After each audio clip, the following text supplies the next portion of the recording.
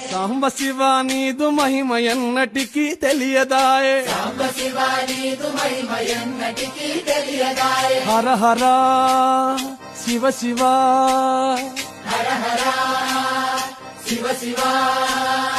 గంగా జలము తెచ్చి నీకు అభిషేకము చేతునంటే, గంగా జలము తెచ్చి నీకు అభిషేకము చేతునంటే. మరి గంగ జలమున చేప కప్పల ఎంగిలంటున్నావు శంభో. హర ఆహా. శివ శివ, హర హర శివ శివ. సాంబ శివ నీదు మహిమ ఎన్నటికీ తెలియదాయే, హర హర శివ శివ.